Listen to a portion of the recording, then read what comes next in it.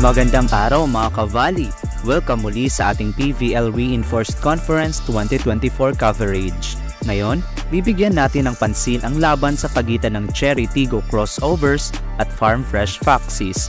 Ang Cherry Tigo ay isang kupunan na kilala sa kanilang explosive offense at matitinding depensa. Sa kabilang banda, ang Farm Fresh ay bagong team pero puno ng potensyal at fighting spirit, handang magpakitang gilas sa bawat laro. Parehong teams ay sabik makuha ang kanilang unang panalo sa conference na ito.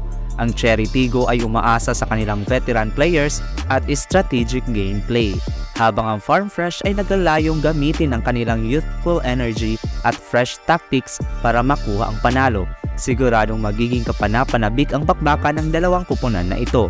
Kumpirmado na rin na hindi maglalaro sina Ea Laure at Jen Yerva na mapapanood sa laro na todo suporta na lang sila sa team. Sa unang set, agad na ipinakita ng Cherry Tigo ang kanilang dominance. Sa unang whistle pa lang, nagpakawala na agad sila ng malulupit na atake na pinangunahan ni Kath Bell. Hirap makasabay ang depensa ng Farm Fresh sa lakas at bilis ng kanilang spikes. Si Yenny Morillo naman ay nagpakitang gilas sa kanyang spikes na nagbibigay ng ilang points at malaking tulong sa Farm Fresh. Subalit hindi nagpatinag ang Cherry Tigo at si Bell naman ay patuloy na nagpakita ng kanyang galing sa attacks. Nagkaroon ng comfortable lead ang Cherry Tigo sa gitna ng set.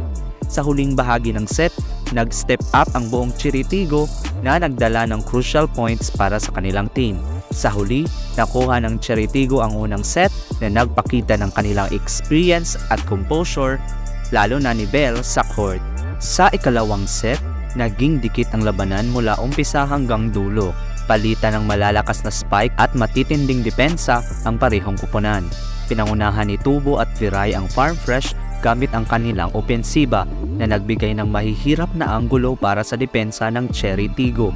Gayunpaman, hindi nagpatalo si Nabor na nagpakita ng kanyang kahusayan sa pag-set up ng plays.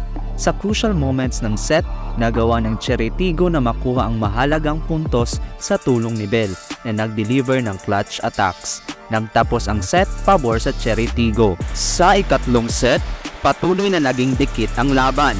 Palitan ng malalakas na spikes at mahusay na depensa ang ipinakita ng parehong kupunan.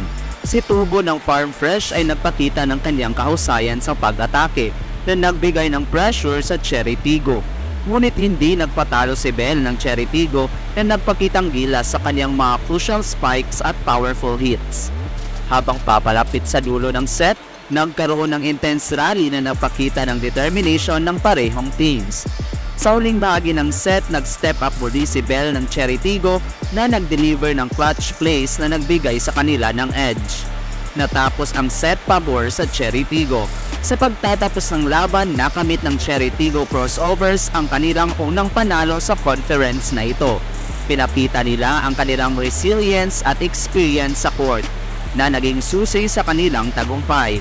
Sa kabila ng matinding laban na ipinakita ng Farm Fresh Foxes na naigang Cherry Tigo sa tatlong dikit na sets. Abangan natin ang susunod na mga laro ng dalawang kupunan na ito. Siguradong magiging exciting pa ang PVL Reinforced Conference 2024.